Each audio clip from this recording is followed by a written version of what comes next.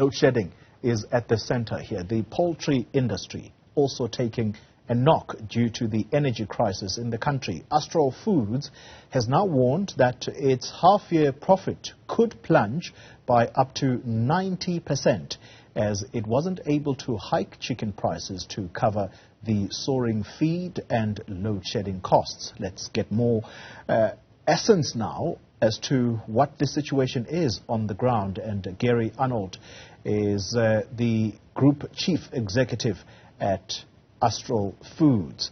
Gary, good morning to you, and thank you very much for your time. Just how bad is the situation? Good morning to you. Just listening to the previous interview, Zoli, the situation is not only affecting small businesses, it's affecting large businesses and industry alike.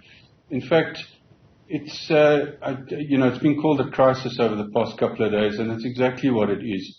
It's stage 6 load shedding with power interruptions of 8 to 10 hours a day, and recently the unpredictability of the stages of load shedding is very difficult to plan in business.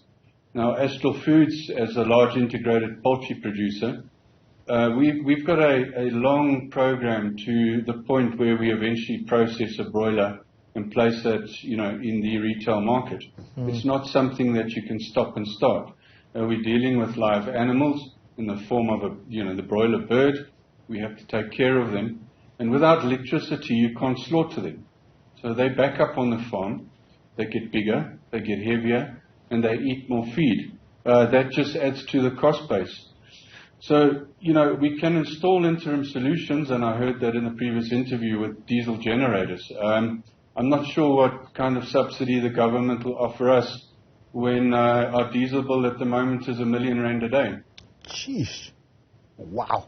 Those are massive costs. And we have heard, Gary, in the last few days about farmers who are forced to cull because of the situation simply not being manageable. In fact, if memory serves, there is a farmer in the northwest who is actually considering suing Eskom for the losses that he has incurred. I think he's had to cull some 40,000 chickens because of an operating system that simply collapsed because of load shedding.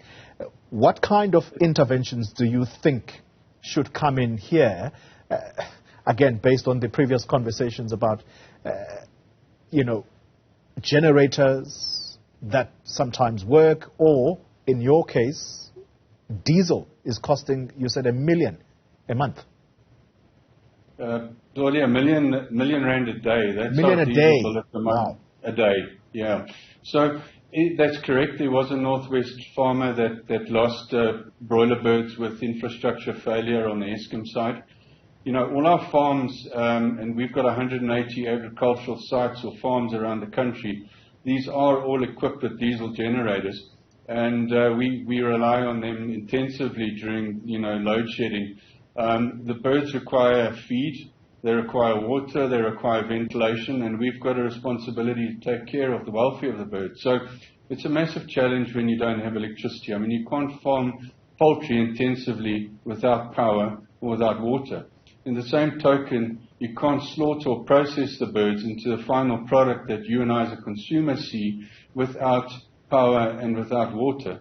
So as I said earlier, what happens is it just the number of birds back up onto the farms, and it becomes an even greater challenge on the farms to look after all these birds that just get older and get heavier. And of course our feed bill just increases at the same time. So, throughout the integrated supply chain of a poultry company, we face challenges everywhere. Yeah. When you don't have municipal power supply, as you very well know, the municipalities are also battling with water to fill up the reservoirs and supply, the infrastructure. So we, from time to time, are having water supply interruptions as well. It's adding a huge cost base to the business. So let's try and sift out alternatives then, or rather interventions. What kind of discussions are you having with government, if any? We have had discussions with government. What we are looking for, if someone could just give us a stage of load shedding that we're able to live with, let's say it's stage 2 or 3, and it's sustainable and we can plan around it, and it's predictable, then we will bring our part and we'll help the country and we'll produce chicken. And during those times we have load shedding, we'll supply alternative power through the diesel generators that we've installed. But at the moment, the stages of load shedding change so quickly that it's very difficult to plan around that. So what have we done? Well, on the farms and hatcheries, we do have some solar installed, and we are looking at that more intensively. I think one has to look at solar. But the industry needs a base load. You still need supply from Eskom or that infrastructure to supply a base load. Solar and other alternative energy sources will only reduce the cost base. They're not going to replace completely Eskom power. And that's very true in our large abattoirs and processing plants. So you can supplement your energy requirement with these alternative sources. Certainly they don't replace them. So, at this point in time, it's sad to say we haven't had a positive response from government or Eskom in any of the discussions that we've had with them to date. And, we're having to look after ourselves. We can't wait. So we have committed huge amounts of capital expenditure, upwards of 200 million rand, towards backup supply. Because in the short term, we need to get out of this crisis. We need to normalize the business. So we've had to install generating capacity where it was required, and we're having to look after ourselves in that space. Well, best of luck to you, Gary Arnold, and he is a Group Chief Operating Officer at Astral Foods. It is a very, very tense situation, given that this company essentially faces an existential problem.